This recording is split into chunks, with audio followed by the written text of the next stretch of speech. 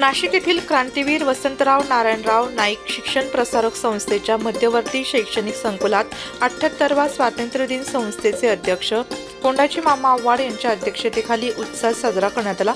संस्थेच्या नाशिक येथील मध्यवर्ती शैक्षणिक संकुलातील कला, वाणिज्य व विज्ञान महाविद्यालय, नूतन मराठी प्राथमिक शाळा, माध्यमिक विद्यालय, लोकनेते गोपीनाथ मुंडे अभियांत्रिकी महाविद्यालय, औषध निर्माण शास्त्र महाविद्यालय, ITI तसेच डेफोडाइड इंग्लिश मीडियम स्कूल आदी शाखांच्या संयुक्त विद्यमाने स्वातंत्र्य दिनाच्या कार्यक्रमाचे मोठ्या उत्साहात आयोजन करण्यात आले होते। संस्थेचे अध्यक्ष कोंडाजी मामा आव्हाड यांच्या हस्ते ध्वजारोहण करण्यात आले, तर ध्वजपूजन संस्थेचे विश्वस्त दामोदर मानकर, संचालिका रेखाताई कातकडे, संचालक बंडूनाना दराडे यांच्या हस्ते झाले। या प्रसंगी प्राचार्य डॉक्टर संजय सानप, प्राचार्य डॉक्टर कैलास चंद्रात्रे, प्राचार्य डॉक्टर अविनाश दरेकर, प्राचार्य माणिक काकड, मुख्याध्यापक खैरनार, मुख्याध्यापिका सरला सानप, वैभव सोनवणे, रोहन कातकडे, केंद्रीय माहिती प्रसारण नाशिक कार्यालय प्रतिनिधी सदाशिव मलखेडकर यांच्यासह मध्यवर्ती शैक्षणिक संकुलातील सर्व विभाग प्रमुख, प्राध्यापक, शिक्षक, शिक्षकेतर कर्मचारी, विद्यार्थी, पालक मोठ्या संख्येने उपस्थित होते।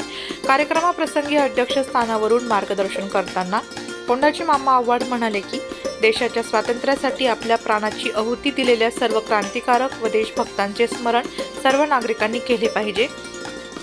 या देशाचे आपण काहीतरी देणे लागतो या भावनेतून प्रत्येक व्यक्तीने आपली जबाबदारी व कर्तव्य प्रामाणिकपणे पार पाडले पाहिजे।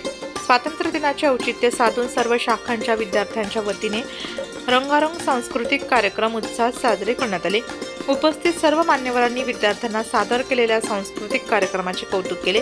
या प्रसंगी स्वच्छ नदी व सुंदर पर्यावरण ठेवण्यासाठी उपस्थित सर्वांनी शपथ घेतली।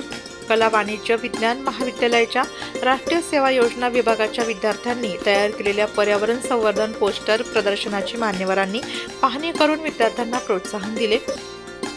अभियांत्रिकी महाविद्यालयाच्या वतीने आयोजित केलेल्या हर घर तिरंगा उपक्रमांतर्गत संपन्न झालेल्या वक्तृत्व व गीत गायन स्पर्धेतील विजेत्या विद्यार्थ्यांना पारितोषिक देऊन मान्यवरांच्या हस्ते गौरवण्यात आले। कार्यक्रमाचे सूत्रसंचालन विद्यार्थी विकास अधिकारी प्राध्यापक डॉक्टर शरद काकड यांनी केले। कार्यक्रम यशस्वी करण्यासाठी मध्यवर्ती शैक्षणिक संकुलातील सर्व शाखा प्रमुख, प्राध्यापक, शिक्षक व शिक्षकेतर कर्मचारी वर्गाने परिश्रम घेतले। नाशिक लोकशाही न्यूज ब्युरो रिपोर्ट, नाशिक।